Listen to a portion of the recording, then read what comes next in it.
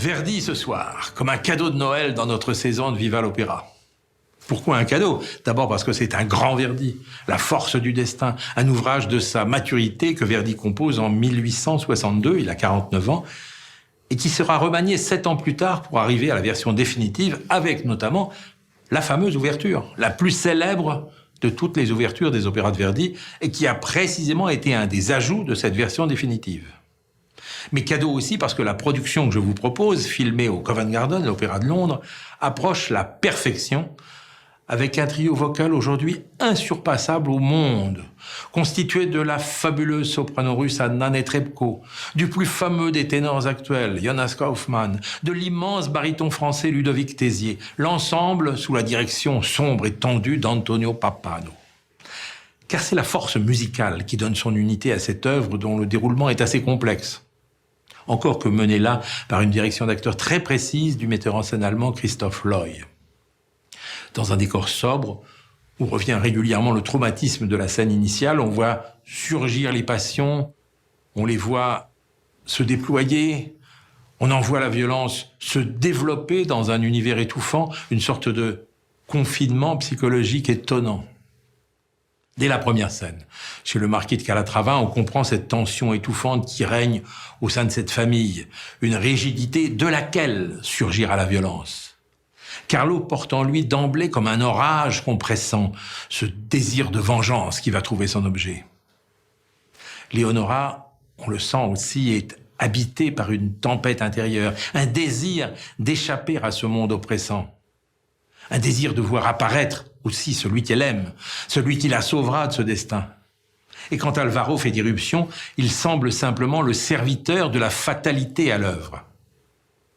L'accident, qu'est le meurtre initial, est l'expression théâtrale de cette fatalité. Il ne reste plus que la fuite après la malédiction. Carlo, Leonora, Alvaro, Ludovic Tézier, Anna Netrebko, Jonas Kaufmann, on va les suivre.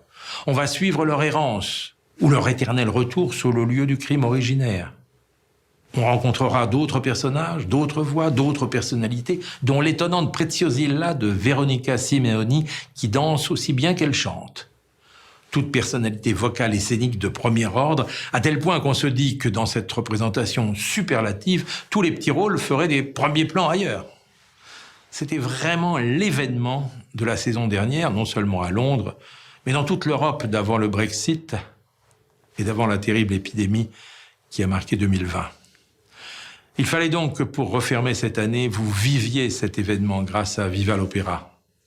Car la beauté nous donne des raisons d'espérer et de croire en l'humanité. C'est aussi cela la force du destin. Avouez qu'ils sont tous extraordinaires. Anna Netrebko en Leonora, Ludovic Tézier en Carlo, Ferruccio Furlanetto en Padre Guardiano et Jonas Kaufmann, qui va revenir maintenant en Alvaro. Nous avons donc laissé Leonora enfermée dans sa retraite et nous retrouvons Carlo et Alvaro, tous deux engagés sous de faux noms dans l'armée pour cette guerre annoncée par Preziosilla. Les deux hommes vont se lier d'amitié après qu'Alvaro ait sauvé la vie de Carlo, mais lui-même est bientôt gravement blessé.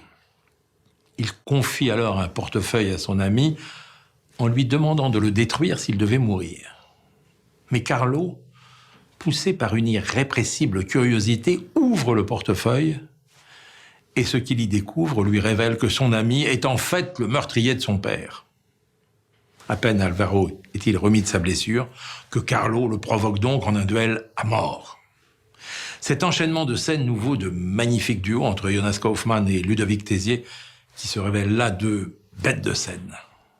Mais que va-t-il se passer ensuite ? On va retrouver, toujours en contrepoint du drame principal, les personnages de Preziosilla, la fille à soldat, et de Fra Melitone, le douteux compagnon des frères du monastère. Singulièrement celui-ci dans une scène colorée où Alessandro Corbelli est impayable. Mais tout cela, bien sûr, va mal se terminer. Le destin est douloureux pour tous. Ces deux derniers actes sont palpitants et toujours chantés au sommet par ces formidables acteurs-chanteurs. N'attendons donc pas pour les retrouver et pour commencer, au milieu de cette mémoire oppressante dans laquelle ce drame se déploie, un certain ténor dans un air tout à fait bouleversant.